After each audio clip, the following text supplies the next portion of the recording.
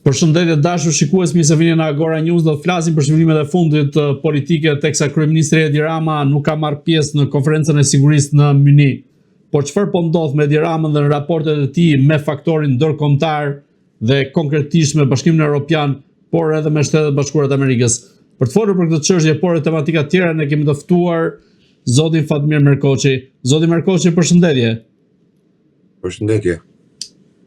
Zoti Merkoçi, si e komentoni mungesën e kryeministrit Edi Rama në konferencën e sigurisë në Munich, teksa mos prezencën e tij e kishte plotësuar me Taulant Ballën atje, i cili nxori edhe një foto me Richard Grenell? Mungesa. Qysh në konferencën e parë, nëse ju kujtohet që u mbajt në Munich, e njëta konferencë u mbajt në Munich, sa po Trumpi kishte ardhur në pushtet, Rama u spostua nga ajo konferencë, nuk pati asnjë lloj takimi dhe asnjë lloj vëmendje ka shi Ramës, përkundrazi tash u spostua totalisht nga ajo, madje as edhe foto nuk u pranuan që të bëhesh me Ramën. E njëjta situatë është edhe tashmë. Unë kam thënë që e kemi diskutuar bashkë që Rama është i vdekur politikisht në arenën ndërkombëtare. Pavarësisht nga deklaratat që ai bën, pavarësisht nga shohu që ai bën, pavarësisht nga ato çfarë mundohet të paraqisin para popullit shqiptar apo para shqiptarëve, sikur ky është ai pjesa më e madhe, prandaj bëri dhe vizitën qoftë në Vatikan apo në Izrael për të treguar që ky ka një mbështetje të madhe, një kërkesë të madhe. Përkundrazi, Rama është i vdekur nga dhjetori i 2025-s. Rama i ka të mbyllur letrat për sa i përket situatës të tij politike dhe diplomatike në arenën europiane, por në Amerikë i ka të mbyllura shumë më përpara. Këto lloj takimesh Rama nuk mund bëj më asnjë takim ndërkombëtar, nuk është më përfaqësues apo i mirëpritur në tryezat ndërkombëtare për të qenë i pranishëm. Kjo të ndodhi dhe në atë që do bëhet bordi i paqes, kur Rama nuk do të jetë përsëri i pranishëm, nuk di çfarë justifikimi do gjej në këtë rast, sepse ka deklaruar me të madhe në kuvend që do të jem në Amerikë. Madje ka shkuar shumë më tej, duke thënë se do të jem në shtëpinë e bardhë dhe harron se aty është Suzi e cila nuk e lejon. Nuk e lejon jo vetëm Ramën, por shumë të tjerë si Rama, të politikës, të cilët i kanë shërbyer Sorosit apo vazhdojnë të jenë pjesë e Sorosit, ku Trump e ka shpallur organizatë terroriste. Do shifni që në takimin e bordit paqes do të jetë presidenti Begaj, dhe kjo u vure në ardhjen e zotit Mark këtu në Shqipëri, kur takoi Spakun, ministrin e drejtësisë, ministrin e brendshëm, dhe bëri dhe një takim me presidentin. Me presidentin bëri takim për një arsye të thjeshtë, sepse presidenti në ligjin që Rama bëri për të marrë atë mandatin e famshëm për përfaqësimin e bordit paqes, pati dhe një autorizim nga presidenti Bega. Kjo tregon se edhe ftesa kur ka ardhur për bordin e paqes nuk ka ardhur në emër të Ramës, atë që unë pata thënë që nuk ka asnjë ftesë Rama në emrin e tij nominal, qoftë edhe si kryeminist i Shqipërisë, ka pasur vetëm presidenti si përfaqësuesi i unitetit të popullit, si përfaqësuesi i popullit ka qenë i thirrur presidenti. Dhe loja që Rama bëri, qoftë me autorizimin që i dha Beka, qoftë edhe me atë ligjin që e kaluan në parlament në mënyrë unanime me 110 vota, ai sa veta ishin në sallë, dhe tu kam thënë është turpi i opozitës, i cili ngre kartonin për një ligj me emrin e Ramës, në të njëjtën kohë që Eshane bën protesta e tjera, pastaj shkon edhe voton Ramën për të qenë përfaqësues i Shqipërisë. Dhe them që ardhja e tij dhe takimi me Bega ishte pikërisht që Rama mos ta bëj, domethënë, themi gafën për të tentuar për të vajtur, sepse edhe për të tentuar të vajtur ata kanë mbyll derën që është në aeroport, kështu që nuk është ne problemi i madh. Pra, i mbeten gjithmonë asaj besnik, asaj që unë kam deklaruar, u bë kohë që deklaroj që Temër Rama është i vdekur politikisht dhe diplomatikisht. Duke mbetur te mos prezenca në konferencën e sigurisë në Myni, a është ky një sinjal tjetër mjaft i fortë i faktorit ndërkombëtar kundrejt Edi Ramës për të mbajtur distancë me të, duke qenë se dhe Brukseli disa ditë më parë ja bëri të qartë që do duhet ta lëshojë Belinda Ballukun. Dhe duke mbetur te kjo logjik, apo shkon Shtetet e Bashkuara të Amerikës dhe vetë Bashkimi Evropian në një pikë sa i përket qasjes që mund të kenë kundrejt qeverisë së kryeministit Edi Rama? Bashkimi Evropian është pak i vonuar në vendimet e tij për sa i përket qeverisë Rama apo vetë Ramës, më mirë themi.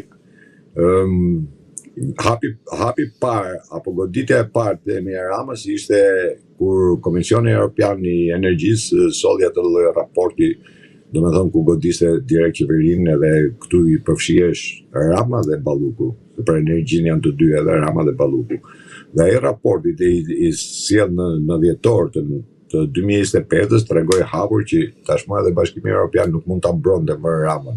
Nuk e kishte më atë njeriu i cili mirëpritej apo bënte edhe komanda, dirigjonte Bashkimin Evropian, dhe të gjithë takimet i kishte me Macronin apo me pjesën e cila i përkiste të së majtës europiane, apo Van der Linde, apo të gjithë këto që janë pjesë e së majtës apo pjesë e Sorosit, të financuar nga Sorosi. Ju kam thënë që Bashkimi Evropian është i vonuar, edhe këto grup kapitu që Rama ka trumbetuar me të madhe, që ka thënë që do kemi hapur grup kapitu, kam thënë që Bashkimi Evropian është një kooperativ, të cilët do të futesh apo nuk do të futesh. Dhe sinjalet që ka dhënë Amerika përsa i përket Ramës vetë si person, jo më qeverisë, por Ramës vetë si person, ishte qoftë ai raport i FMN-s i erdhi po në dhjetor të 25-s, apo dhe vetë shkresa zyrtare, themi, e Kushnerit që kërkonte pezullimin e investimeve në Sazan apo në jug të Shqipërisë për një vit. Ky ishte një sinjal shumë i fortë për të treguar që marrëdhëniet me Ramën janë drejt shuarjes. Dhe kjo u tregua në gjithë aspektet dhe tashmë duke pas parasysh edhe atë për 28 nëndorin që sollin në Shqipëri që detu popullit shqiptar dhe nuk i drejtohesh kryeministit apo presidentit, ishte një shkëputje ndaj politikës shqiptare. Dhe këtë tashmë edhe Europa u detyrua, sidomos pas vendimit të Trump që të jepet një raport për 90 ditësh për Ballkanin, totalisht për Ballkanin, i ka fut në një siklet, domethënë themi, apo i ka sjell mend Europës për të thënë që ne nuk mund ndigjemi tashmë për të mbrojtur një kryeminist të tillë, i cili është me plot gojë, mund themi, është në gradën në Amerikë. Kështu që edhe Bashkimi Evropian tashmë i bashkohet politikës amerikane o politikës së Trumpit me ato lloj deklaratash dhe qëndrime që ka marrë. Një nga arsyet që Rama nuk ishte këtu, sepse Rama nuk ka pas ftesë nominale për të qenë pjesë në këtë samitin e Gjermanisë, kështu që dërgoi dikë tjetër vetëm për të mbuluar, domethënë atë pjesën e tij, por e gjithë situata ndodhet tek reforma në drejtësi apo tek drejtësia e pavarur. Dhe e gjithë thelbi është tek drejtësia pavarur. Pra, Rama po luan të gjithë kartat me drejtësinë tashmë, ajo që unë kam thënë që Rama do përdori parlamentin si mur, barikat, mbrojtëse, kashi spaku. Në atë kohë ku unë e deklaroja me të madhe, shumë kush edhe nuk e besonte apo e quajte retorik bisede, në të njëjtën kohë që u vërtetua që vërtet që Rama kërkon që parlamenti ta kërkojë ta kthejë në një barierë mbrojtëse për veten e tij, kashi spakut. nuk duhet harrojmë në asnjë moment që nuk është çështja e Belinda Ballukut si individ. E kam thënë edhe prapë ngul këmbë dhe them që Rama nuk e ka hallin tek Belinda Balluku si individ se do e heqë apo s'do e heqë, Rama e ka hallin gjithmonë tek vetja vet, e para do të bëj precedentin dhe e dyta ka konflikte mjaft hapura me ata që mbërën Belinda Ballukun. Pastaj nëse Rama do ta shkarkonte pa një vendim gjykate. Në këtë rast, duke mbetur sërish te pjesa e raporteve mes Edi Ramës dhe Shtetet Bashkuara të Amerikës, cilat janë ato element sipas jush që e pengojnë për të qenë më 20 shkurt në Shtetet Bashkuara të Amerikës në kuadër të Bordit Paqes? Gjëja e parë që i pengon është se Rama ka prekur sigurinë e Amerikës. Jo vetëm me çështjen me Gonigal, unë kam deklaruar dhe bashkë e kemi diskutuar muaj më parë, kur kam thënë që Rama është i lidhur me agjenturën kineze dhe nëse sot ka një agjenturë kineze në Amerikë nëpërmjet një kompanie të ngritur Francë, është Rama ideatori dhe ai personi i cili e ka bërë. Pra Rama ka qoftë edhe me grupin Sinaloa, pra droga 1, siguria e Amerikës 2, prekja e sigurisë kombëtare të Shqipërisë. Mos harrojmë se Shqipëria është vend që Amerika e futi në NATO për politikën strategjike të saj. Jo se Shqipëria i takonte të ishte pjesë e NATO-s, apo i takon edhe sot që të jetë pjesë e NATO-s, por për politika strategjike Amerika vendosi që Shqipëria të jetë pjesë e NATO-s, duke shfrytzuar dhe luftën që do bësh në Kosovë. Kështu që duhet të jemi pak më me këmbë tokë, them unë, që edhe kur deklarojmë disa qoftë ta politikanë që deklarojnë dhe mburre me të madhe që ne futëm Shqipërinë në NATO, dhe e thash, nuk është e vërtetë. Vërteta qëndron komplet ndryshe. Ishte dëshira e Amerikës apo vullneti i Amerikës që Shqipëria të ishte pjesë e NATO-s. Kështu që Rama vet si person ka këto gjunahe pa llogaritur raportet e viteve të fundit, 3 viteve të fundit, ku Shqipëria është cilësuar si vendi i drogës, i pikës grumullimit dhe transportimit nëpër Europë të drogës, pastrimit parave dhe krimit të organizuar. Unë jo më kot kam thënë që Rama ka ndërtuar mafian shtet. Dhe Rama vërtet ka ndërtuar mafian shtet dhe këtë po e vërteton dita ditës me qëndrimet që ai po mban. Dhe personi i cili duhet kuptojmë edhe një gjë, dhe kur them që Suzi është ajo barriera më e madhe që Rama nuk mund ta kalojë dot, është për vetë faktin sepse Rama është portavoce e organizatës të cilën Trump e ka e ka cilësuar si organizatë terroriste Soros. Rama është portavoce e Sorosit në Europë. Dhe po e ripërsëris edhe një herë, në dasmën që ka bërë Alex Soros, ajo nuk ishte dasmë, ishte mbledhje e kabales, Sorosit dhe të gjithë organizatave të majta, të cilat e caktuan Ramën për të bërë të gjithë deklaratat që duhet i bëj ajo organizat kundrejt Trumpit. Dhe po ta veni re, të gjithë deklaratat e Ramës janë si kryeministër dhe nëpër mediat ndërkombëtare trajtohen si deklaratat e një kryeministri, jo si një individi. Dhe pranera unë kam thënë që Rama duhet qëndroj, sepse e ka marrë detyrë, duhet qëndroj me çdo lloj forme, mënyre dhe çmimi. Dhe jo kote kam thënë çdo lloj çmimi. Rama duhet qëndroj në këtë post.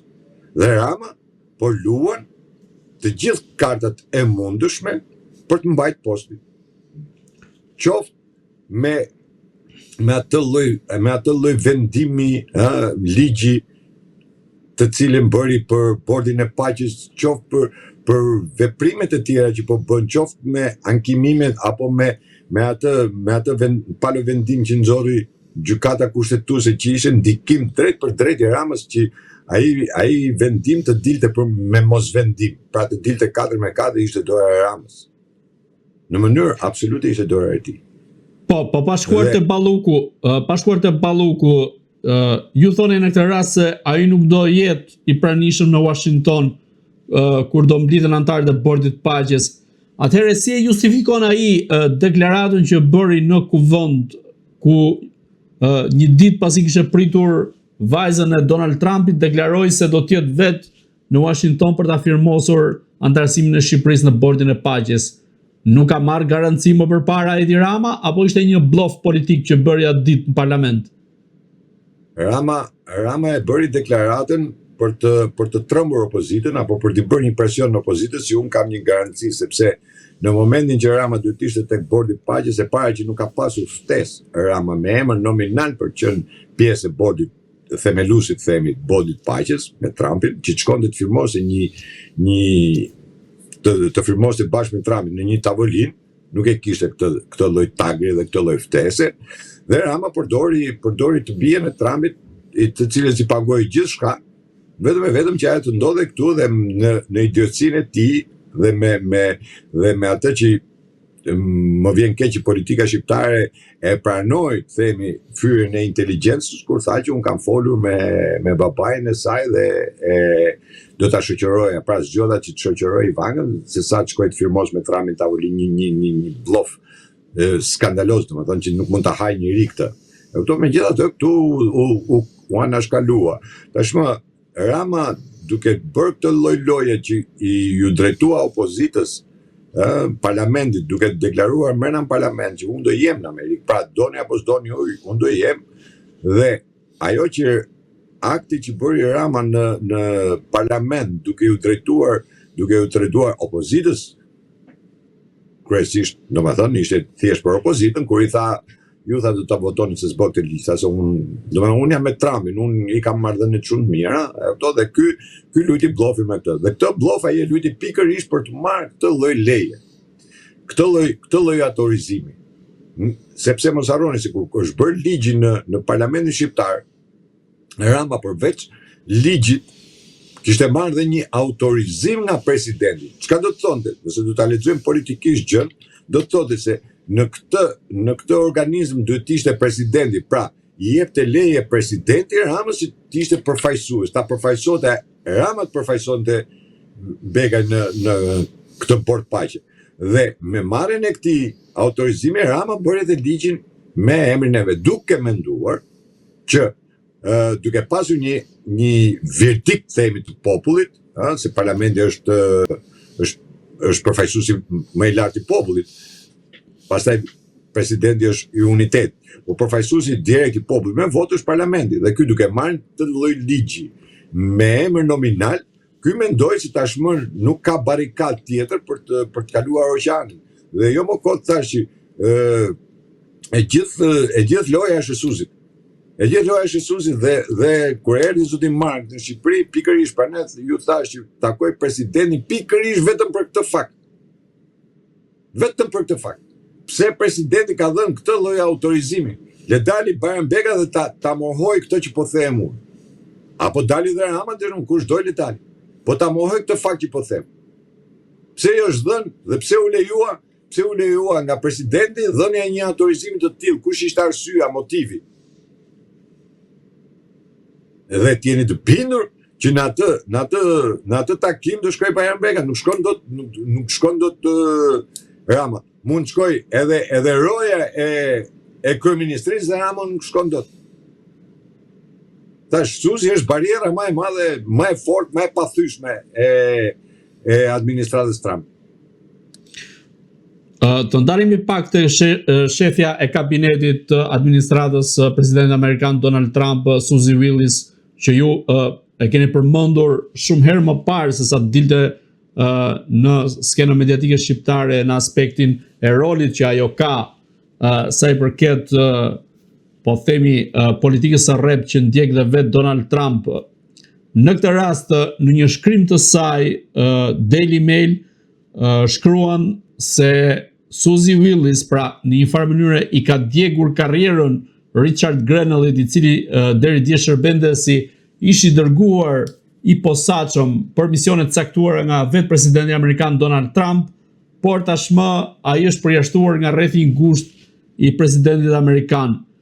Në këtë rast, duke pasur parasysh rolin e Suzy Willis, a mendoni se ajo pra në një farë mënyrë pastron të gjitha figurat politike që janë të njollosur apo themi thonjza apo që kanë probleme qoftë si në rastin e Edi Ramës me drejtsinë amerikane, për t'i mbajtur ata larg presidentit amerikan?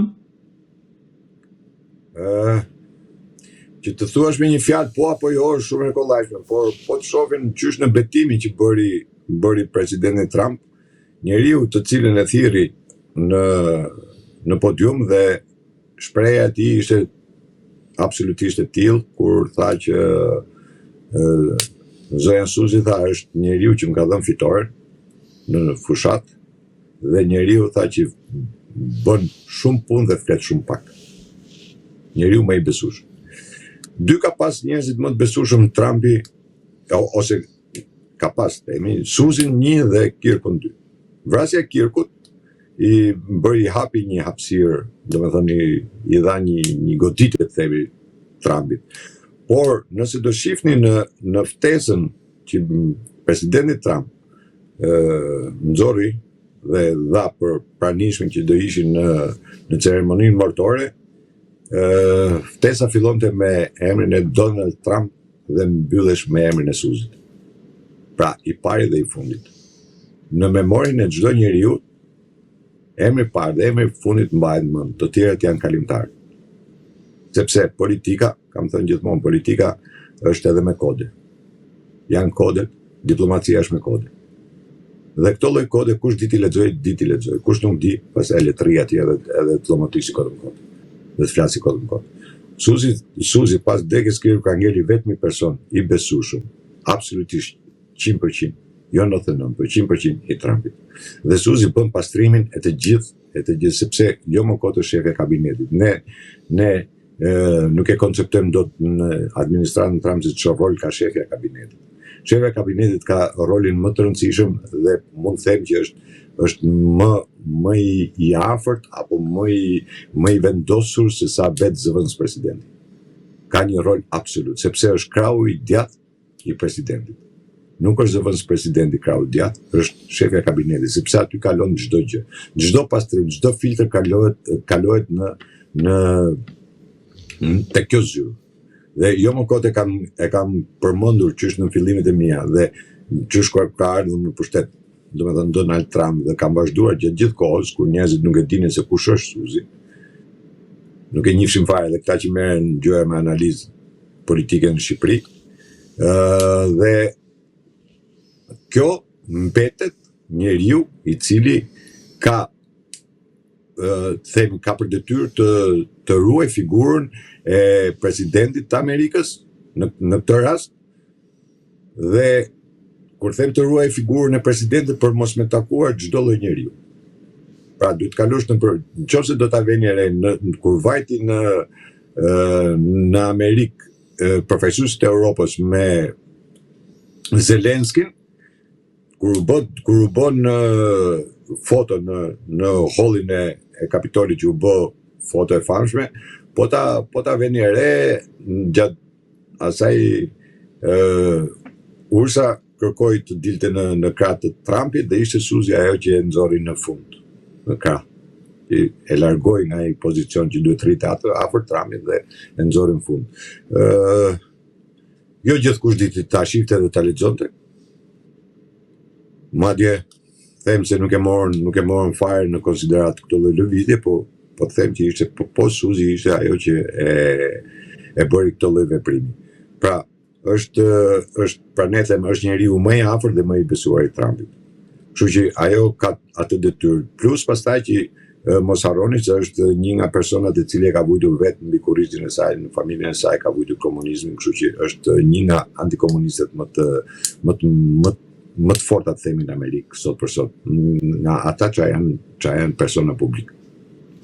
A mendoni se Suzi Willis mund të ketë dhënë urdhër që Edi Rama të mos marrë pjesë në asnjë nga evenimentet më të rëndësishme, sidomos siç ishte edhe ky i fundit i konferencës së sigurisë në Münich, por edhe siç do të jetë ai i Washingtonit ku do të mblidhen anëtarët e bordit paqes, dhe në këtë rast a është një lloj zhvlerësimi pra për figurën e Edi Ramës, ku në Shtetet Bashkuara të Amerikës para pak ditësh ishte Elisa Spiropali, pra ministre e jashtme, dhe ditën e sotme lejohet vetëm Taulant Balla që të shkojnë në konferencën e sigurisë në Münich.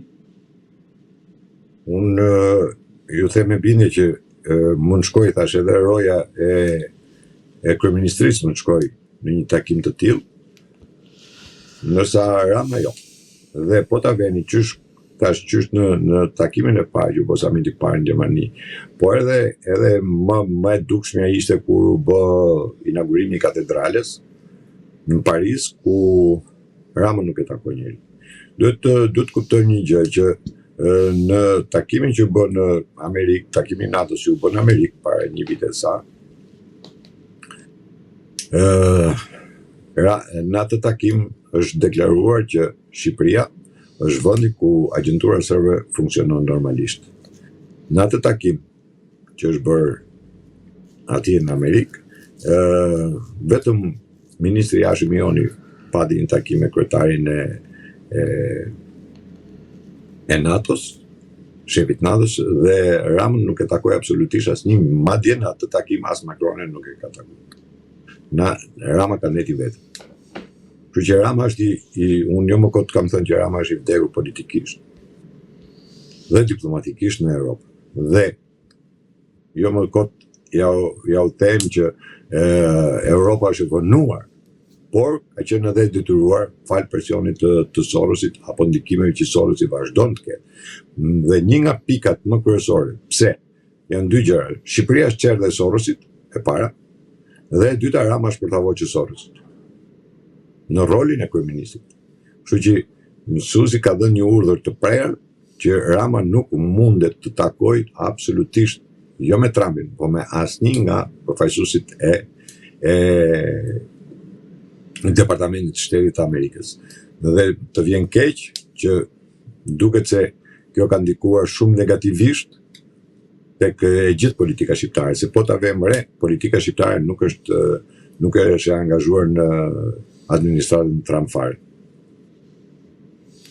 Në këtë rast, nëse Edi Rama nuk merr pjesë pra në Washington për ku do të mbahet mbledhja e anëtarëve të Bordit të Paqes, a është ky fundi i rënjes së tij, pra fillimi i fundit të tij, pasi në këtë rast Shtetet e Bashkuara të Amerikës, qoftë Berisha, qoftë Edi Rama, i përdorin shpesh si çengel për të mbajtur pas pushtetit dhe për ta përdorur atë si kartë politike dhe si një lloj narrative se nëse e do Amerika mund të qëndrojë në pushtet dhe nëse nuk e do mund të shënoj fundin e tij.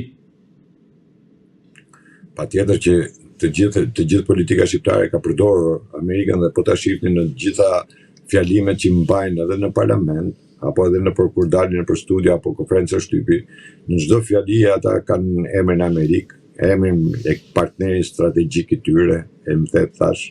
Domethënë gjithmonë janë munduar, se e tha Amerika, se takoi ambasadori amerikanë dhe e tha ambasadori amerikanë. Ne po ta shohim vetëm këtu brenda për brenda. Rama nuk ka asnjë lloj takimi me ambasadën amerikane, nuk ka asnjë lloj komunikimi me ambasadën amerikane.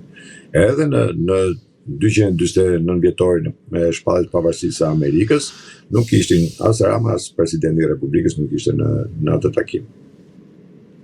Në atë që bëri ambasada, në atë priti që bëri ambasada. Kështu që Rama është, unë prapë ngul këmbë dhe po ju them, Rama është i vdekur politikisht dhe diplomatikisht.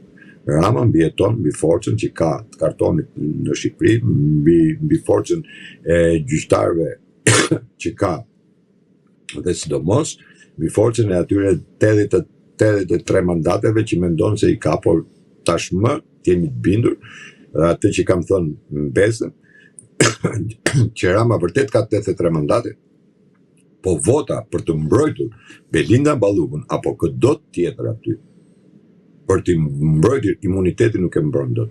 Dhe kjo u vërtetua dhe në ligjin që bën para 2 ditësh në parlament, ku arriti të mbledh vetëm 67 vota në parlament, nuk i bëri dot 71.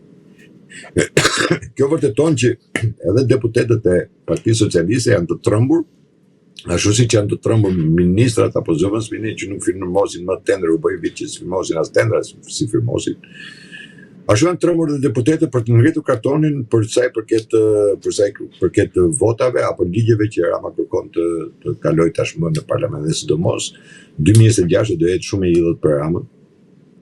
Dhe fundi i tij për mua ka ardhur, fundi ishte 2025, thash me tre qoftë raportin e Këshillit Energjetikës së Këshillit të Evropës, qoftë me raportin e FMN-s, apo me distancimin e Kushnerit me një shkret zyrtare që ju deklaroi që unë për një vit kërkoj pezullimin e këtyre veprimeve. Kështu që Rama në këtë moment, për mua 2025 Rama ishte viti që mbylli karrierën politike të tij. Pastaj, pse vazhdon akoma dhe për sa do vazhdoj, e gjatë nuk diskutohet se mbyllen edhe në muajshi 3 muajshi apo në ditë që Trumpi ka caktuar për Ballkanin Evropian, për Ballkanin. Dhe kështu që do të vi momenti, nuk di se kur, se asot a nesër, mas i javë, mas i muaj, por do vi momenti që Rama do dorëzohet. Rama do dorëzohet totalisht bashkë me Balluke, me gjithë çka ka aty. Nuk kam, Rama do t'japi dorëheqjen, do detyrohet t'japi dorëheqjen vetë. Pa u marrë me ato prapaskena që mund të krijohet edhe një kërkesë nga vetë Partia Socialiste për mocion mosbesimi në kuvende të tjera, ka rrugë të ndryshme për sa i përket largimit të Ramës apo heqjes së tij nga kryeministri.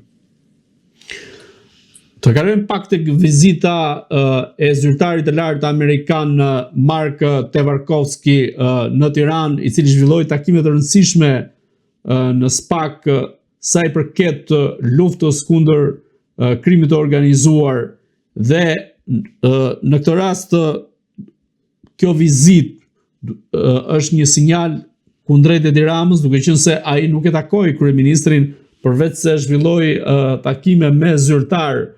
Përmendim këtu ata të SPAK-ut dhe ministrën e brendshme dhe presidentin Begaj, siç ju e shprehet pak më parë. Ndërkohë ka dhe një njoftim të ambasadës amerikane në Tiranë, e cila thekson se duke shfaqur forcën e partneritetit në fushën e zbatimit të ligjit mes Shtetet Bashkuara të Amerikës dhe Shqipërisë dhe luftën e palodhur të administratës Trump kundër krimit të organizuar ndërkombëtar dhe trafikimit të narkotikëve, drejtori i zyrës për Europën dhe Azinë i Byros së çështjeve ndërkombëtare të narkotikëve dhe zbatimit të ligjit të Departamentit të Shtetit, Mark Tevarkovski, u takua me përfaqësues të zbatimit të ligjit, drejtësisë shoqërisë civile dhe misioneve ndërkombëtare në Shqipëri. Shtetet e Bashkuara janë të përqendruar në ofrimin e aftësive, mjeteve dhe bashkëpunimit në Shqipëri dhe në rang global për partnerët që ndajnë angazhimin ton për të luftuar kriminalët që dëmtojnë qytetarët e vendeve tona, kërcënojnë kufijt tanë dhe cënojnë sigurinë tonë kombëtare. Ky njoftim i ambasadës së Shtetit Bashkuar të Amerikës në Tiranë në kuadër të vizitës së zyrtarit të lartë amerikan, a është një sinjal dhe një mesazh adresuar vetë qeverisë së kryeministit Edi Rama, por edhe vetë atij personalisht?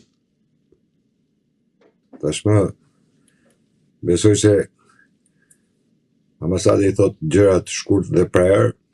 Ne jemi të detyruar të bëjmë edhe analizën e fjalës së tyre për ta kuptuar edhe dëgjuesi, edhe populli në përgjithësi. Sepse atë që kam thënë dhe vazhdoj ta them që kjo vizitë e zotit Mark ishte një vizitë e papritur, e ardhur në mënyrë urgjente dhe e ardhur me porosi. Kjo ka qenë një vizitë porositur.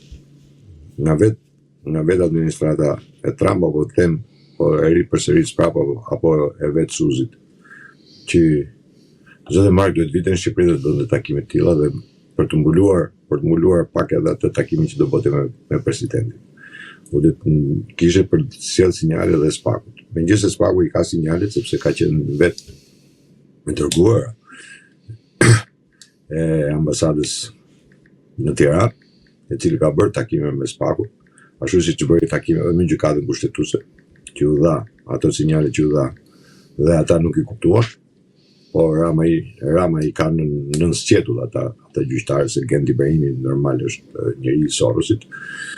Dhe kjo bëri që gjatë gjithë kohës takimeve që ka pasur, duhet kuptojmë një gjë, se kur një dërguar i Departamentit të Shtetit dhe vjen në Shqipëri, qoftë edhe për Europën apo për këto tjetër, Në momentin që shoqërohet nga ambasada është një takim tjetër, merr një nuancë tjetër, merr një peshë tjetër. Dhe zoti Mark ka qenë i shoqëruar me ambasadorin e Shtetit Bashkuar të Amerikës në Tiranë. Të gjithë vizitat e tij, në të gjitha lëvizjet e tij. Kështu që ka një precedent në të rast, domethënë që tregon atë që sa të interesuar dhe të vendosur janë Shtetet e Bashkuara të Amerikës për ta mbyllur ciklin e pandëshkueshmërisë në Shqipëri, qoftë edhe ky president apo kryeministri. Mos harrojmë se edhe presidenti i Shqipërisë ka dosin spak. Mos e harrojmë edhe këtë. Është 2 herë spaku i ka vajtë në zyrë presidenti. Amerika është pikërisht për ato pikat strategjike të cilet janë prekur dhe janë tjetërsuar. Dhe kur themi për krimin e organizuar, drogën, pastrimin e parave, mos harroni se është porti i Durrësit, ai theksoi prapë që është porti i Durrësit, ai që do t'i haj kokën gjithëve. Unë kam thënë që çdo politikani do t'i haj kokën porti i Durrësit. Është një nga pikat strategjike, jo vetëm për Shtetet e Bashkuara të Amerikës, por është edhe për NATO. Dhe mos harroni se në të gjithë takimin që ka bërë, ka folur edhe për Akshin. Po në këtë rast pse shmangu Edi Ramën dhe nuk zhvilloi një takim me të? Rama, ja u thash për Rama nuk ka qysh në momentin që Donald Trump vuri këmbën në shtëpinë e bardhë, Rama nuk takon më, unë nuk di në një vit e një muaj që u bë zgjedhja ardhja e presidentit Trump në Amerikë, më gjeni një moment që Rama ka takuar rojen e Kapitolit. Jo, më në administrat nuk diskutohet. Rojen e Kapitolit. Rama nuk ka ai ka përdor çdo lloj makinacioni për të pasur qoftë edhe një shkëmbim shikimi me Donald Trump në ato vende ku kanë qenë. Juve e mbani mend shumë mirë kur u bë takimi i NATO-s në takimi fundit i NATO-s. Dhe çfarë ndodhi? Ndodhi që Shqipëria u caktua si vend i pritës, i organizatori i samitit të NATO-s në Tiranë në 2027, Trumpi ishte aty dhe Trumpi nuk pati asnjë lloj komunikimi, asnjë lloj shikimi me kryeministrin e Shqipërisë, i cili do ishte vendi organizator, që minimalisht do ta takonte, thjesht do ta uronte për këtë që do bëj Shqipëria. Pra e kuptoni se ku është Rama luan karta të ndryshme. Por Rama për mua nga momenti që ka vënë komën administrata Trump në Kapitol nuk diskutohet më Rama. Rama është non grata në Amerikë. Unë kam thënë Rama është non grata, nuk e kam besu, nuk ka rëndësi. Jo më kodi pa ta thënë që Ramës dërzoje pasaportën diplomatike, merr pasaport të thjeshtë dhe shkon qoftë Angli, qoftë në Amerikë. Por Rama është i hetuar në Amerikë, se Ramës ju ka bllokuar dhe pasuria që ka në Amerikë. Edhe biznesi që kanë pas në Amerikë është bllokuar. Është në sekuestro. Të gjithë pas, edhe ajo vila e famshme që ka në Amerikë. Si që janë edhe të tjerë, se s'po i nxjerr gjithë emrat, po ka edhe të tjerë që kanë blerë në Amerikë. Dhe ai urdhri Trumpit i Bidenit, edhe pse ishte i Sorosit, edhe prapë dha ato urdhri për pasuritë e shqiptarëve dhe lëvizjet, se ishin lëvizje të mëdha parash në banka. Dhe në bankat kanë luajtur parat në bankat e Sorosit. Po njollat ngelet. Dhe Amerika, kur vjen puna ke siguria kombëtare, kushdo qoftë president, demokrat apo republikan, tek siguria kombëtare nuk të falin.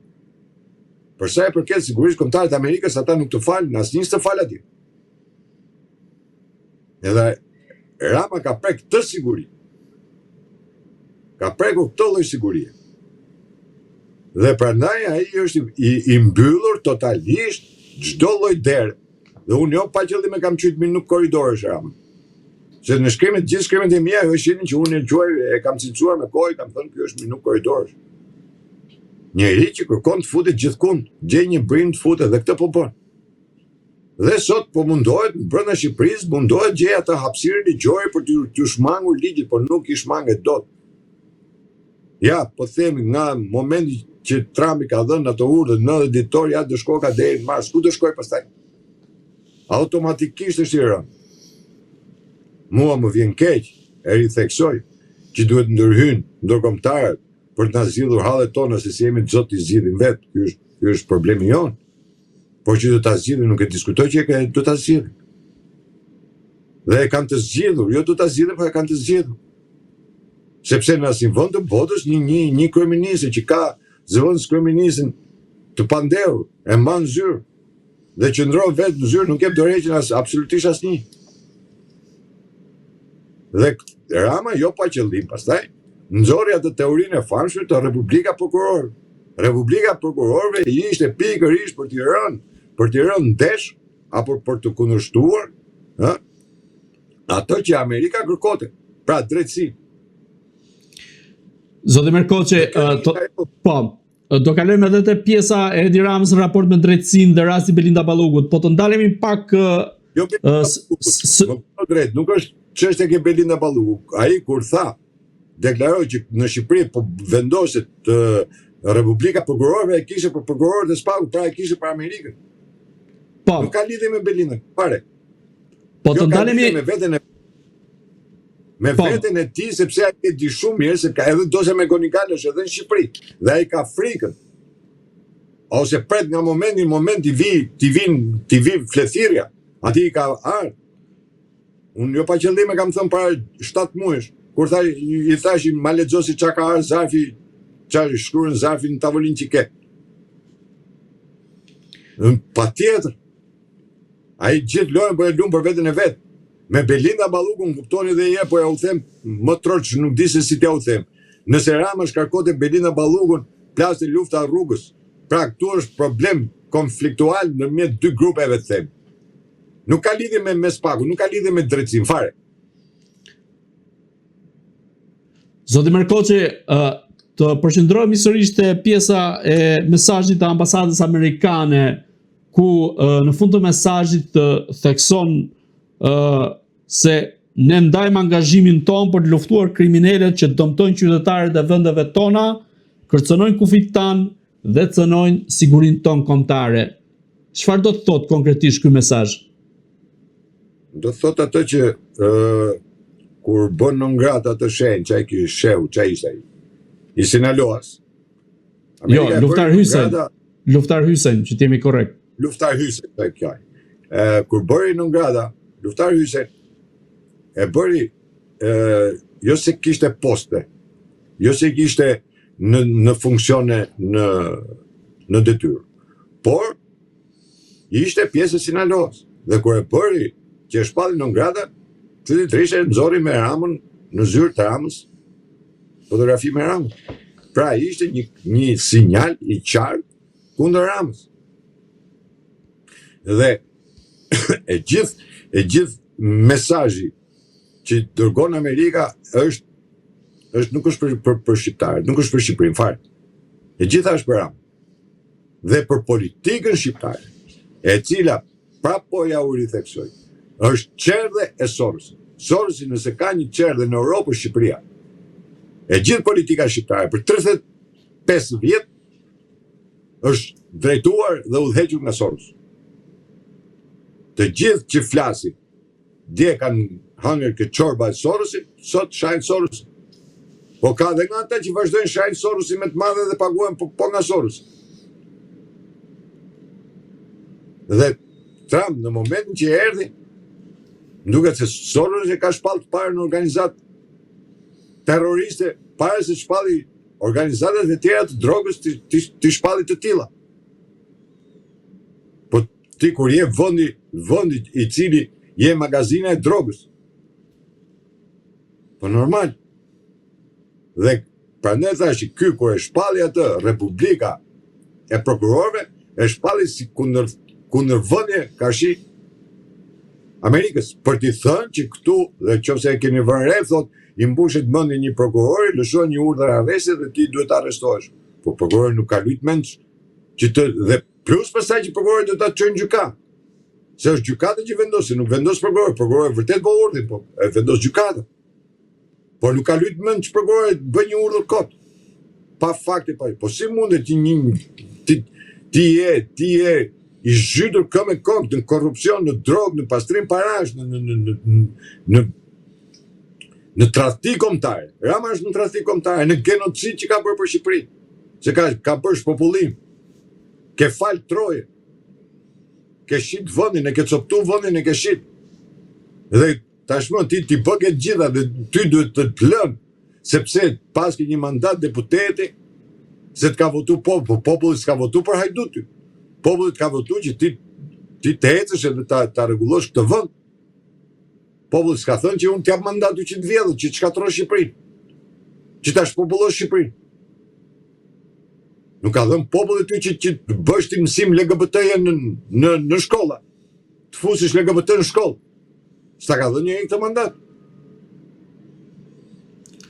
Zoti Merkoçi, këti janë lëvizje kundër politikës amerikane.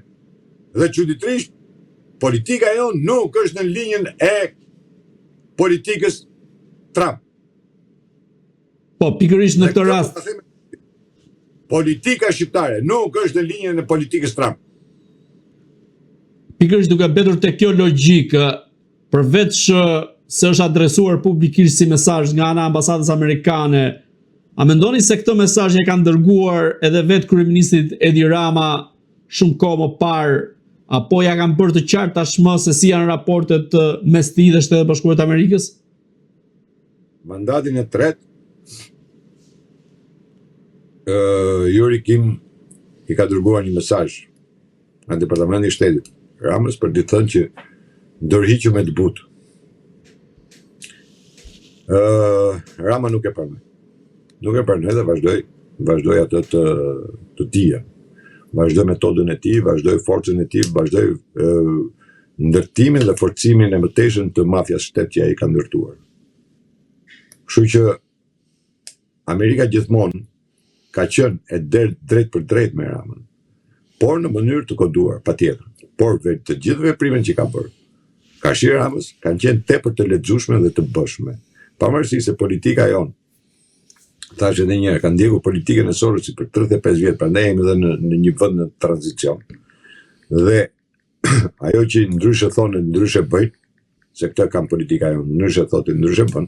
Jo më kot thash që nuk janë në linjën e Trumpit, se po të ishin në linjën e Trumpit, deputetët e opozitës apo të Partisë Demokratike nuk do ta votonin ligjin për t'ia dërguar peshqesh tashmë Trumpit në tavolinë Edi Ramën.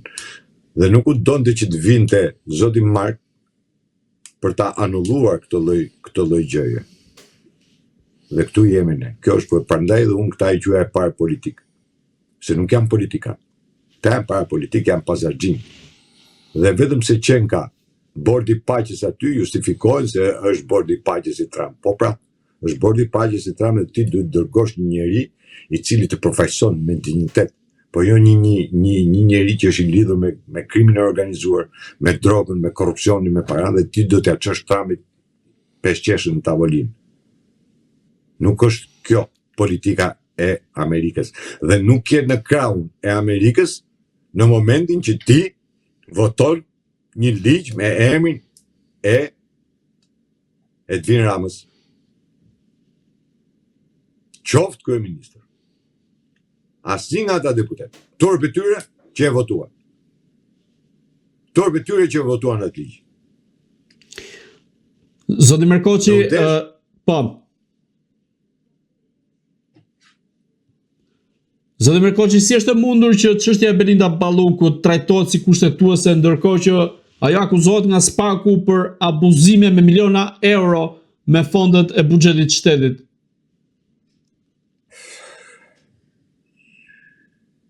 Spaku për të bllokuar në mënyrë urgjente veprimet e Belinda Ballukut kur i dha masën e sigurisë, masën kur i dha aktakuzën, kur i dha aktakuzën dhe e mori të pandehur, I dha dhe një mas për mosdalje e shtetit, pra bllokimin e pasaportës dhe pezullimin nga detyra. Këtë e bëri që Belinda Balluku mos të kishte mundësi për të vepruar. Belinda Balluku, ajo mas është marrë në orën 10 mëngjesit. Në orën 7 mesdite, nëse ju kujtohet, Belinda Balluku vajti në kryeministri dhe në 9 orë të tëra. Pas ditën e kaloi në kryeministri pra në zyrën e saj me gjithë Ramën apo në zyrën e Ramës nuk ka rëndësi. Po vajti në punë, duke shkelur vendimin e gjykatës. Atë që unë ju kërkova deputetëve të Partisë Demokratike dhe thash duhet shkonin në kryeministri dhe të merrni direkt në telefon Spakun dhe ta lajmëroni se ky person ka thyer urdhrin e gjykatës. Po çuditërisht nuk ndodhi kjo.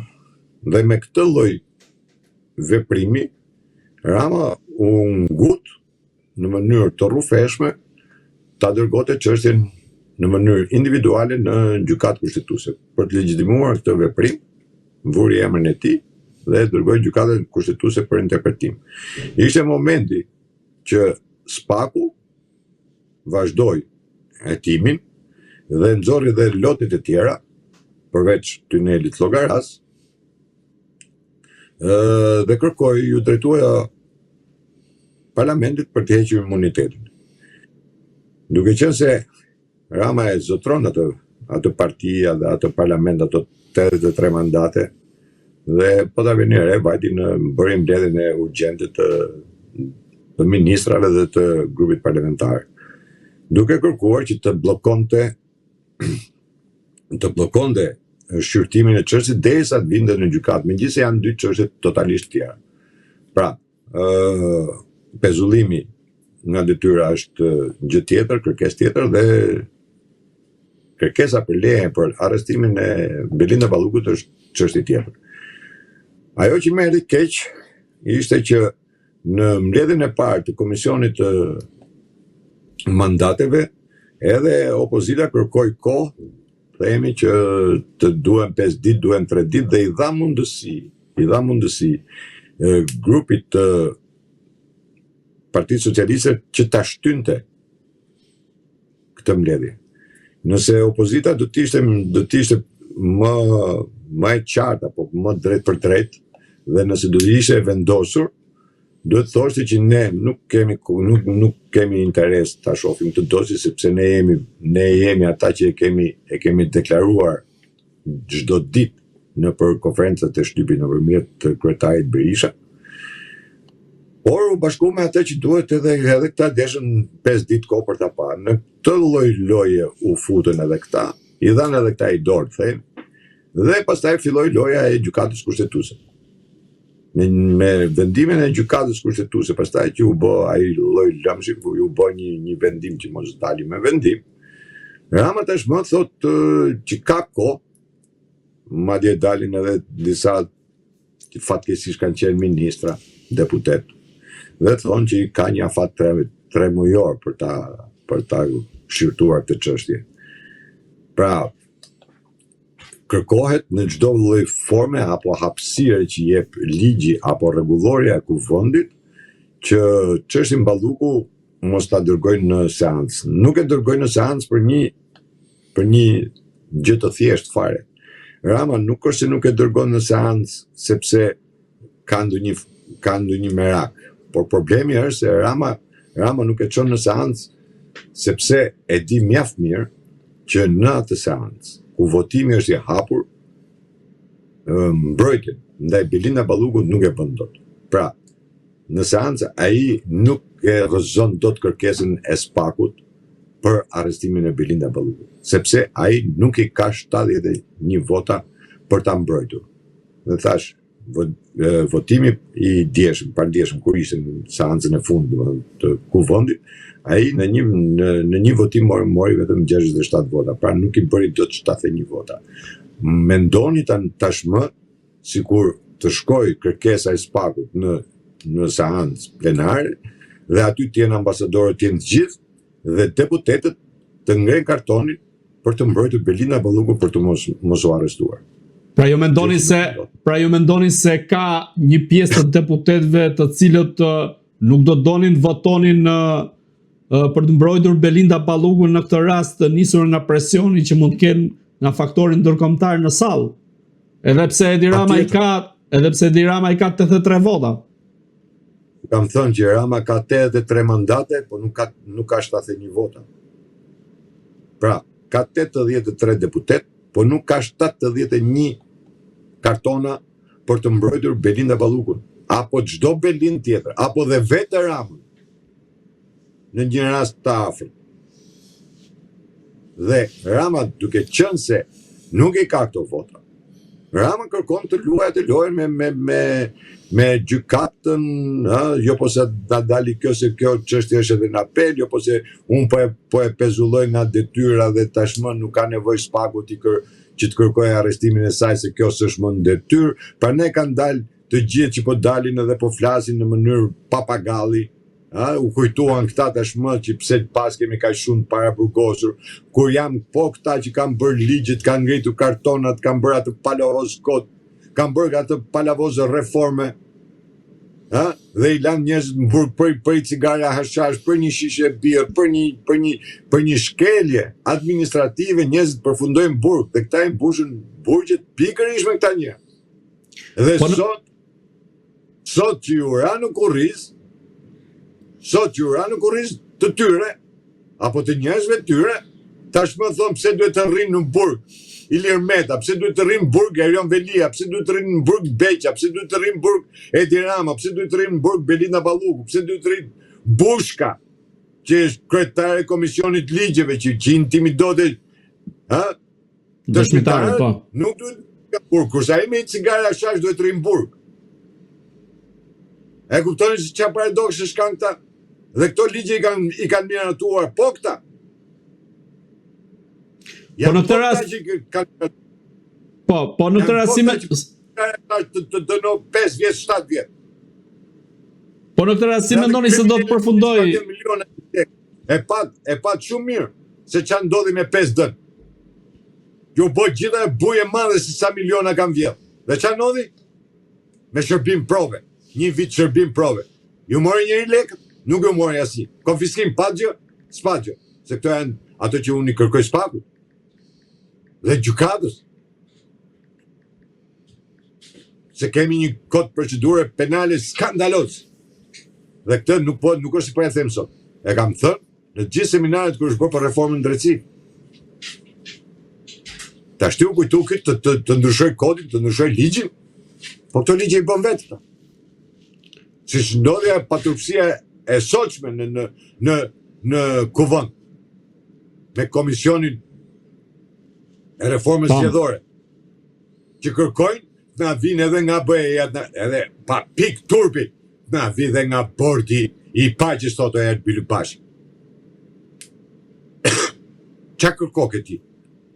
Çka kërko këti kod zgjedhor, reformë kodit zgjedhor, kur ti se pas nuk e ke të shkruar kodin. Se kur shkon në një takim, fillimisht e ke të shkruar. E ke projektin se çfarë do bësh. Po këta shkojnë me dur në xhepa, shkojnë vetëm thjesht për pazare, asgjë më tepër. Dhe masi të marrën zgjedhjet, ky kod thot nuk bën, që është kodi më i keq. Po, na vonë zgjedhjen thot. Po. Gjithë kodet veti kanë bërë.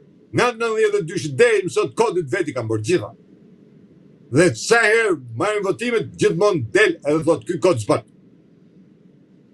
Të pa aftë.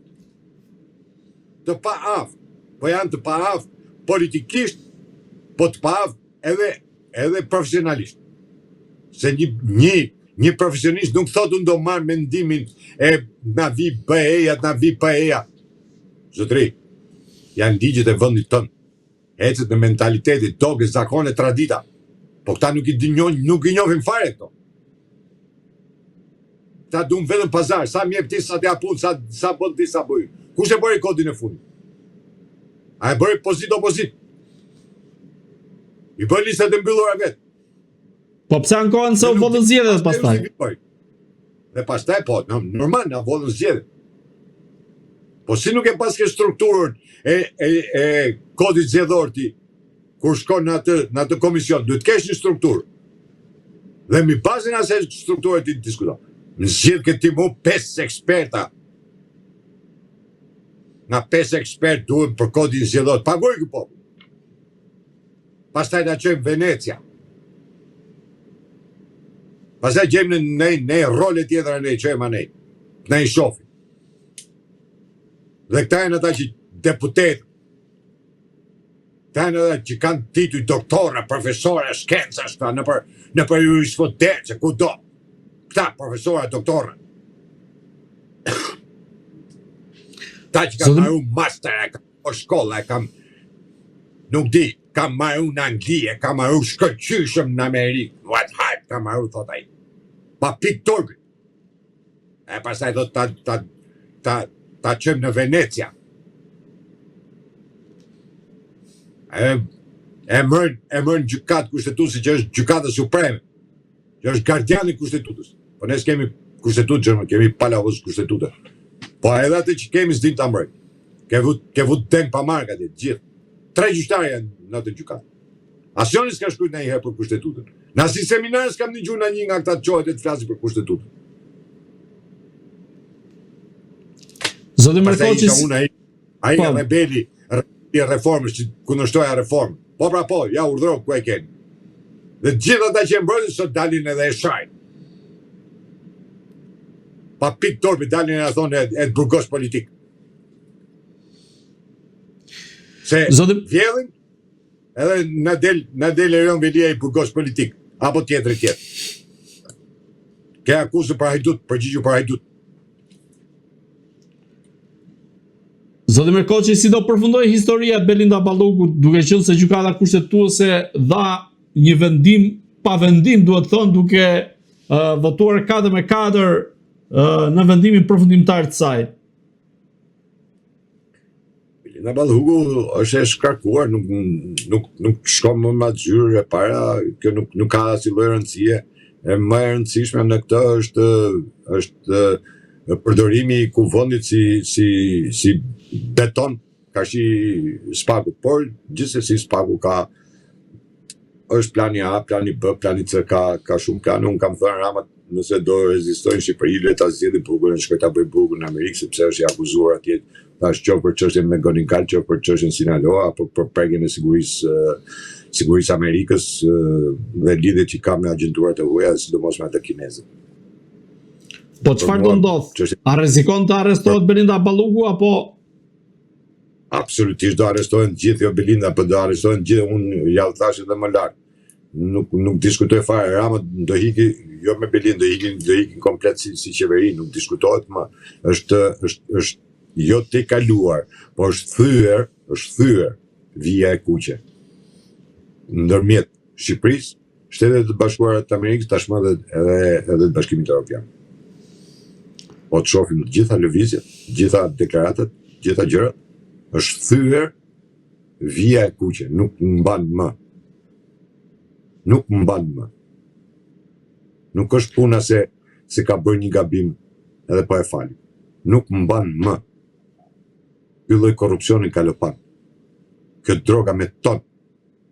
Kur kriminalët vinë në Shqipëri, takohen dhe futen sepse nxorrën që na kanë sulmuar iranian në të njëjtën kohë që doli që akshin e komandojnë vetë. Dhe deklarata e prokurorit të Pulës, kur tha kriminali më i madh i Italisë merret me ndërtime e me call centera, se ka edhe call centera që do dalin. Që janë gjithë call centera që dalin. Janë gjithë mashtrusë. Hajdutët e popullit. Gjithë call centera janë hajdut. Dhe që do bëja? Nuk do t'i mbajmë. I ka dalë emri të vllajt në Gjermani. Pse më kote erdhi ministri i Gjerman që erdhi të takoj, erdhi vetëm spak, bëri takimin spak edhe hiku? S'takoj asnjë tjetër? Pavarësisht se këta mundohen t'i fshejnë e t'i mbyllin. E mos i japin si lajmi këta. Por Rama, fundi Ramës dihet. Unë thasha do ta ketë këtë ditë apo do ta ketë këtë javë, apo këtë muaj. Po që është mbyllur nuk diskutohet. Se qofse nuk mbyll atëherë, unë do dalë, do them që Amerika më shtet ka diktaturë, Europa më shtet diktaturë, Europa më shtet krimin e organizuar, më shtet mafia. Për të qenë korrekt, ka qenë vetë ambasadori gjerman i cili ka takuar kreun e SPAK-ut, Claudian Braho. Në këtë rast, ju si mendoni, çfarë synimi ka pasur kjo vizitë ambasadorit gjerman në SPAK? Nuk ka qenë vizitë ambasadorit gjerman. Ka qenë vizitë e ministrit gjerman. Lexojeni pak edhe pyestin, po që është pyestin pak në. Po lexoja këtë do ditë të sotme, ministri gjerman mund të ketë qenë ndoshta ditë më parë. Flas kur erdhi ministri i gjerman që erdhi para 3 javësh, ndoshta mund të ketë qenë. Atëherë po. Se kush po llum. Po domethënë para 2 javësh apo 3 javësh erdhi për një takim dhe iku. Dhe nëse ka qenë ambasadori gjerman sot në SPAK, do ketë qenë pikërisht për ato që ka kërkuar ministri në SPAK, për atë gjyqin që është hap në Amerikë, në Gjermani, ku emri Elçi Ramës është në krye të listës. Për call center. Dhe prandaj them. Dhe jo pa qëllim u përmenda call center. Sepse me këto call centera, këta kanë bërë vjedhjet kolosale të shtetasve europian dhe tashmë nuk preket më vetëm Shqipëria, po me politikën e tyre, që këta po ndërtojnë, kanë prekur dhe Europën, shtetasit europian, kanë vjedhë dhe shtetasit europian, jo vetëm më me impakt 2-shin e 3-shin të bujqësisë, po dhe në përmjet call centera. Dhe prandaj, t'jeni të sigurt, do t'i dali tymi asaj vizit që ka bërë ambasadori në Gjerman. Po t'jeni të sigurt që ka vajt pikërisht vetëm për call center. Për atë erdhi dhe edhe ministri, prandaj po them do të jetë për atë. Se i lidh të dyja bashkë. Pam. Zoti Mërkoçi, të kalojmë pak në gjykatën e Hagës, ku prokuroria kërkoi nga 45 vite për secilin nga ish-krerët e UÇK-s, duke nisur me Hashim Thaçin, e vjuar më pas me Kadri Veselin, Jakub Krasnishin dhe Recep Selimin. Ju si e keni parë këto zhvillime në gjykatën speciale të Hagës? A mendoni se kjo është një akuzë e orkestruar nga Beogradi dhe sa ka bërë në këtë rast vetë politika shqiptare dhe ajo e Kosovës në drejtim të ish-krerëve të UÇK-s për t'i mbrojtur ata? Ajo që të vjen keq, sepse jemi shqiptarë dhe nuk na konvergon që shqiptarët të jenë në gjykatë Hagës apo në gjykatë speciale dhe të akuzohen, sepse akuzohen për krime lufte dhe krime kundër njerëzimit. Por pjesa që ajo gjykatë u bë ishin po këta njerëz të cilët e kërkuan me ngul, sepse këtu është pjesa e politikës shqiptare, qoftë këtu dhe në Kosovë, që çdo fjalë apo çdo për të dashur, për të treguar, kur thotë shpreha popullore më katolik se papa, këta përdorin Amerikën, po ta Amerika thotë, s'ka rëndësi se kush është, këto heroja që dera le të jetë. Këta do ta bëjnë dhe ishin po këta njerëz të cilët e kërkuan dhe votuan këtë dhe e ngritën të gjykatë, themi më mirë. Dhe ajo nisi me një kërtimet e tyre nisën mbi bazën e Dick Martit, të thënë që një shtëpi e verdhë dhe tash. Dhe përfunduam tek akuza kur e dëgjova, domethënë ishte shumë tronditse, akuza për krime lufte dhe krime njerëzimi. Pavarësisht se janë munduar të shfaqsohen dhe ajo më erdhi keq kur dëgjoj komandantët e ushtrisë çlirimtare të cilët kanë deklaruar pas lufte dhe kanë ardhur për shtet me atë triumfin se këta ishin komandantët e UÇK-s dhe në gjykatë dëgjoj që thonë ne nuk kishim urdhra, ne nuk caktoshim këtë, ne nuk bënim, ata kërkonin të hiqnin nga vetja dhe për t'ia kaluar topin, si me thënë, shtabit përgjithshëm. Dhe pjesa tjetër u mundua gjatë gjithë kohës që të bëhej një ndërthurje ndërmjet individit dhe ushtrisë shqiptare të Kosovës. Tu nuk kemi të bëjmë me ushtrinë qlirimtare të Kosovës ashtu siç e nxjerrin të gjithë, kemi të bëjmë me individ caktuar. Nëse kanë bërë apo jo krime kundër lufte dhe kundër njerëzimit. Sepse unë e kam thënë dhe e them, të gjithë dëshmorët e ushtrisë qlirimtare të Kosovës kanë luftuar për lirinë e Kosovës, nuk kanë luftuar as për privilegje, as për të pasur poste, kanë dhënë dhe jetën. Por nuk mund ta ngataroj atë Demesharin me këtë gjykim. Nuk mund të ngataroj Pajazitin, po me këtë gjykim, Konosheskun e çdo njeri tjetër që është vrarë për lirinë e Kosovës. Dhe këta u munduan ta bëjnë, ta kthejnë në një gjë sikur po gjykohet ushtria qlirimtare e Kosovës në një të kohë që atje bëhet një gjykim personal i personave, për veprimet personale që kanë bërë. A do jenë të zot ta xhbëjnë? Kjo është në dorën e mbrojtjes. Rasti i Ramush Haradinit vlen për të theksuar për një arsye të thjeshtë. Mos harrojmë se edhe Haradinat e kanë marrë dhe e kanë ndërguar në gjykatën e Hagës, madje në gjykatën e Hagës, dhe kjo specialja. Dhe prokurori në atë kohë Haradinit i ka kërkuar 25 vjet burg. Por gjykata, duke parë fakte dhe provat të cilat kishte sjellë prokuroria, arriti në konkluzionin që Ramush Haradina është i pafajshëm dhe Ramushi u lërua jo vetëm nga akuzat, po doli edhe më i fortë politikisht. Ndërsa për sa i përket këtij gjykimi, patjetër që ka dhe edhe ndikime politike, ka dhe rryma të ndryshme të cilët duan ta fusin në këtë lloj loje, qoftë edhe brenda Kosovës, qoftë edhe serbët, sepse mos harrojmë se janë të katërta që kanë firmosur edhe Rambujen. Dhe po të lexoni pak atë Rambujen, ajo është vërtet e turpshme për ta firmosur. Gjithsesi këta e kanë firmosur. Dhe tash mund të shohim finale se si do jetë.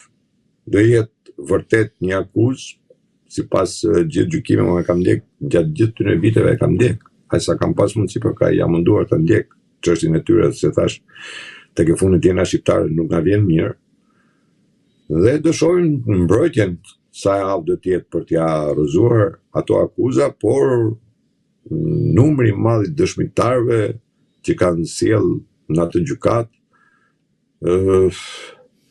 le pak për të dyshuar, por gjithsesi ajo unë nuk merrem shumë me atë vitet e burgut, se atë dënun 45 apo dënun 25 apo dënun 10 vjet. Gjykata mund t'ia uli dënimin edhe në 1 vit, por nëse merret një akuzë dhe ky vit burgu ti dënohesh për krime kundër njerëzimit apo krime lufte, më minimale është që digjesh politikisht. Dhe më tjetra pastaj është që nuk kem më, domethënë atë krenarin që ke pasur për sa i përket të qenurit komandant të hequr të gjithë si komandant të UÇK-s.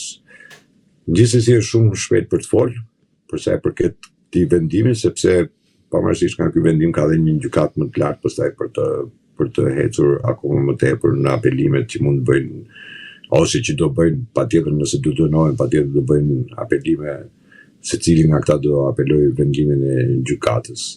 Por gjithsesi shkalla parë do të shohim, domethënë kjo gjykatë do të shohim se çfarë vendimi do marrë gjykata. Gjykoj se ajo gjykatë nuk mund të bie në nivelin e një gjykate të rëndomt ku të dënoj njëri pa prova dhe fakte. Dhe këtu kam besim edhe pak ke mbrojtjen nëse do të jetë aftë që të gjitha ato çfarë janë deklaruar apo janë thënë aty të ketë argumentat ligjor, jo patetik, siç bëjnë këta në kuvend që morën një vendim për t'ia dërguar gjykatës, se këta që e kanë pafajshëm, pra dalin deputetët edhe bëjnë mbrojtje ligjore, mund ta mbrosh tjetrën politikisht patjetër, nuk diskutohet, por jo mbrojtje ligjore, sepse nuk ke ti në kushtet e mbrojtjes ligjore. Ashtu siç dalin dhe flasin për të gjithë të tjerët, siç flasin edhe për Ballukun, siç flasin edhe për Velinën, siç flasin për çdo të arrestuar politikan që janë, dhe harrojnë që mbrojtja bëhet kur ti shef ke para faktin, dokumentin dhe dëshmin, dhe pastaj bëhet ajo vendimi i gjykatës. Unë nuk besoj se kjo gjykatë do jetë në nivel të ulët, sa mos marrë një vendim kundër të 4 personave me ata lloj akuse pa pasur faktin juridik në dorë. Po sa i përket qëndrimit të kryeministrit Edi Rama, por edhe vetë politikës së Kosovës, zyrtarëve të lartë, përmendim Albin Kurtin dhe Vjosa Osmanin, si i keni parë, duke qenë se si Parlamenti i Kosovës ashtu dhe Shqipërisë miratuan një rezolut në mbrojtje të ish-drejtuesve të UÇK-s? Nëse do ishte pur rezolutash kjo, do bësh me rezoluta dhe gjykata do nisesh mbi bazën e rezolutave, atëherë nuk do kishim dënuar absolutisht asnjë. Mbaj mend një general kroat, kur Kroacia do futesh në gjykat, ai doli dhe tha nëse pengohem jam unë pengesa që Kroacia të futet në Bashkimin Evropian, unë dorëzohem dhe bën një makinacion atë sikur e kapën edhe morën edhe dorëzuan, po ai në gjykat megjithëse u dënua, ai deklaroi po tha kam vrarë dhe do vrasë sepse mbroj kombin tim, mbroj popullin tim. Ju më qunin fajtor, tha nuk ka problem, tha po unë kam qenë në luftë dhe unë kam bërë këto veprime sepse kam mbrojtur kombin tim dhe popullin tim. Kështu që nuk di që të bëhen këto lloj gjyqjesh dhe ne jemi mësuar të bëjmë politikën dhe të ndikoj politika mbi gjykatën. Unë për ne tash nuk besoj se gjykata ka nevojë për rezoluta të tilla nëse ajo është një veprim juridik i drejtë, gjykata e gjykon mbi bazën e provave dhe të fakteve. Këto veprime që bëhen qoftë nga Kosova, qoftë edhe nga Shqipëria, janë veprime politike. Nuk janë veprime juridike të cilat ndikojnë në veprimin e një personi. Këto lloj rezolutash dhe këto lloj vendime që merren apo telegrame urimi apo mbrojtje që kërkon populli për një veprim që mund të ketë bërë një person është gjë tjetër, është për një akt. Por kur vjen puna për këtë, se janë 100 sa dëshmitar kanë qenë aty dhe unë pranetesh që gjykata nuk besoj se është në atë nivelin e ulët që të mos ketë asnjë lloj prove, asnjë lloj fakti dhe të marrë dhe ta dënoj pikërisht 4 personalitete që kanë qenë edhe personalitete shtetërore, jo vetëm në ushtrisë, po edhe personalitete shtetërore të shtetit Kosovës, njerëz që kanë firmosur edhe aktin e pavarësisë të Kosovës, dhe të jetë në atë nivel gjykata sa do e ndikuar nga X rrym apo në rrym tjetër të bie në atë nivelin që këta personat i dënoj.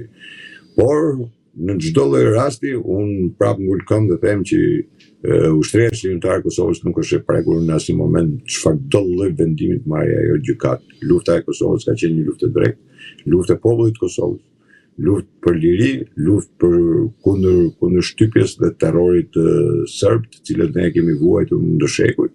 Kështu që nuk ka absolutisht asnjë lloj njolle, nuk mund i vej dot njoll, kushdo të dënohet. Jo ashimi e këta, po kushdo të dënohet në gjyq, jo në gjyqtar, po kudo në çdo lloj gjyqi, nuk mund të njollosi emrin e Adem Jasharit, luftën e Adem Jasharit.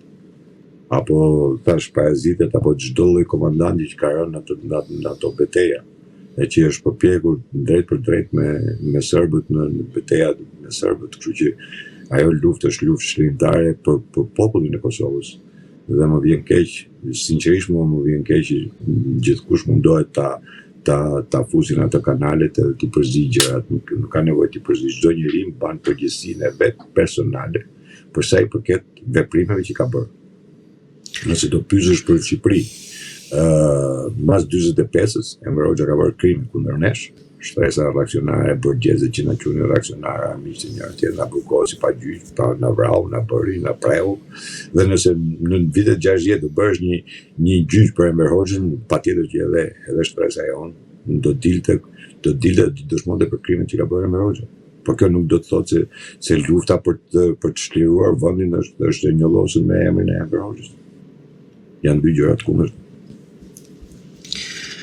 Zoti Merkoçi, unë ju falenderoj për gjitha mendimet, opinionet dhe analizën tuaj këtu në Agora News.